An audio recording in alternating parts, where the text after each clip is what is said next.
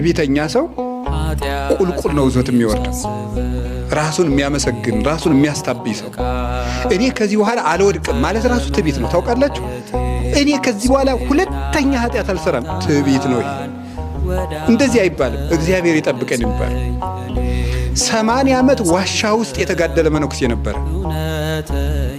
ከዚህ በኋላ ከተማ ሄጄ 1 ወር አርፌ ልመጣ ነው አለ። ይተው አባ፣ ሴት አይተው ስለማያውቁ ይወድቃሉ አሏቸው። እኔ አባ 80 ዓመት ተቀጥቅጬ ተጋድዬ መላእክትን ለማየት በቅቼ የራስህን ውድቀት ተናገር አሉ። ሄደ፣ ውድቀት ገጠመው። ልጅ ወልዶ ተሸክሞ ይዞ መጣ። እንግዲህ ሰውን ካልሞተ አትመኑት አለ መጥቶ ከገዳሙ። ሰው ሲሞት ነው፣ ካልሞተ ሰው ገሌ ቅዱስ ነው አይባልም አለ። ቢሰማ ኑሮስ ምክር እኔ ቅዱስ ነኝ፣ እኔ ንጹሕ ነኝ፣ እኔ አልወድቅም አይባልም።